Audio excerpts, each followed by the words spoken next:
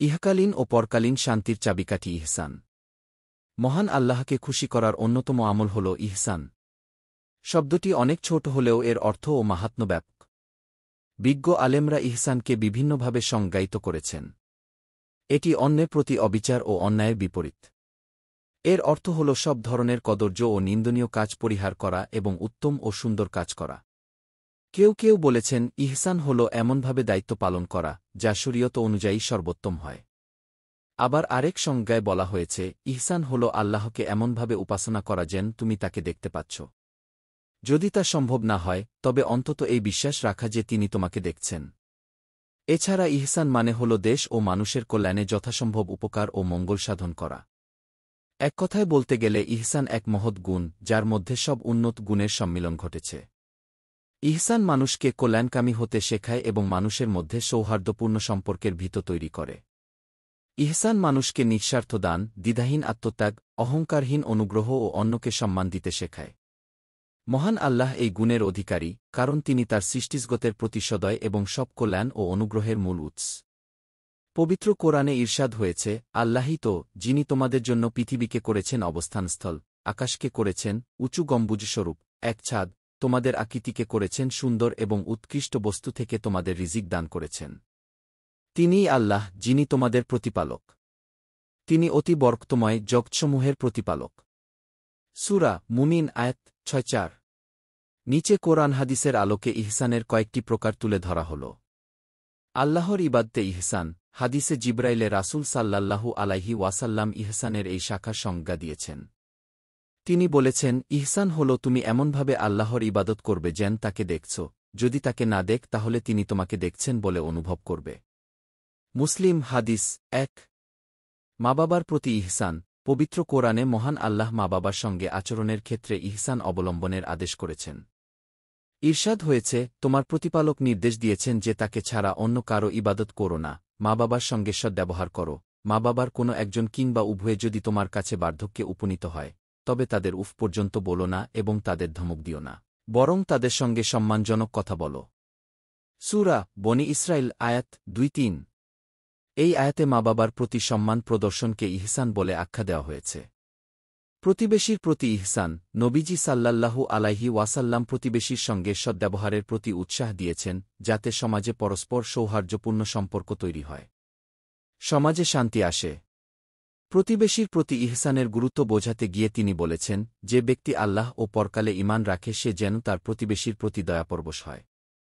ইবনে মাজাহ হাদিস ৩৬৭২। এতিম ও দরিদ্রদের প্রতি ইহসান। এতিম ও গরিব দুঃখীর প্রতি ইহসান মানুষের হৃদয়কে কোমল করে। পবিত্র কোরআনে মহান আল্লাহ মা-বাবার পাশাপাশি আত্মীয় স্বজন ও এতিম মিসকিনদের সঙ্গে ভালো ব্যবহারের নির্দেশ দিয়েছেন। তিনি বলেছেন, এবং সেই সময়ের কথা স্মরণ কর যখন আমি বনী ইসরায়েলের থেকে প্রতিশ্রুতি নিয়েছিলাম যে তোমরা আল্লাহ ছাড়া অন্য কারো ইবাদত করবে না, মা-বাবার সঙ্গে ভালো ব্যবহার করবে এবং আত্মীয় স্বজন, এতিম ও মিসকিনদের সঙ্গেও। আর মানুষের সঙ্গে ভালো কথা বলবে, নামাজ কায়েম করবে ও জাকাত দেবে। সূরা বাকারা আয়াত ৩। লেনদেন ও ব্যবসা-বাণিজ্যে ইহসান। মুমিনের উচিত আর্থিক লেনদেনের ক্ষেত্রে আল্লাহকে ভয় করা, ইনসাফ বজায় রাখা, হারাম ও জুলুম থেকে বিরত থাকা। কেননা পবিত্র কোরআনে মহান আল্লাহ আদল ও ইহসানের নির্দেশ দিয়েছেন। তিনি বলেছেন, নিশ্চয়ই আল্লাহ ইনসাফ, দয়া এবং আত্মীয় স্বজনকে তাদের হক প্রদানের হুকুম দেন আর অশ্লীলতা, মন্দ কাজ ও জুলুম করতে নিষেধ করেন। তিনি তোমাদের উপদেশ দেন যাতে তোমরা উপদেশ গ্রহণ কর। সূরা নাহল আয়াত ৯-০।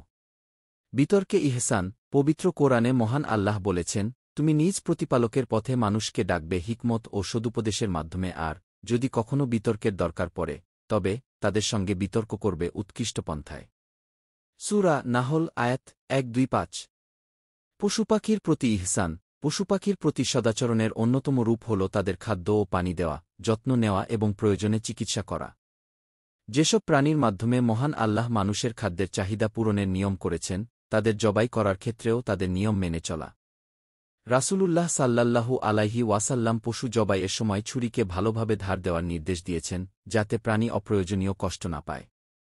তিনি আরও নিষেধ করেছেন যেন কোনো পশুর সামনে ছুরি ধার না করা হয় এবং এক পশুর সামনে আরেক পশুকে জবাই করা না হয়।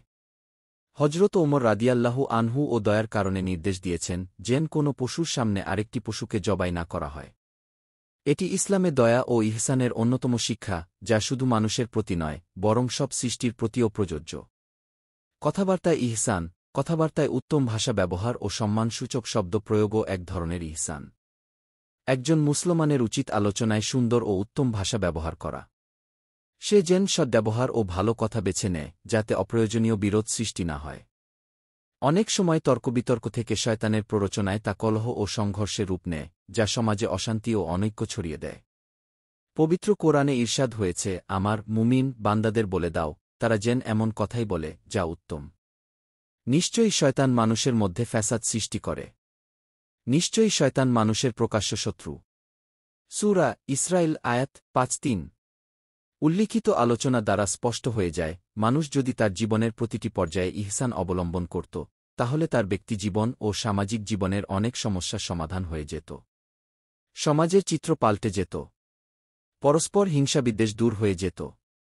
মহান আল্লাহ আমাদের সবাইকে জীবনের প্রতিটি ক্ষেত্রে ইহসান অবলম্বনের তৌফিক দান করুন। আমিন। দিন প্রচারের উদ্দেশ্যে ভিডিওটি শেয়ার করুন। লাইক, কমেন্ট, ফলো এবং চ্যানেলটি সাবস্ক্রাইব করে পাশে থাকবেন। জাযাকাল্লাহ খৈরান।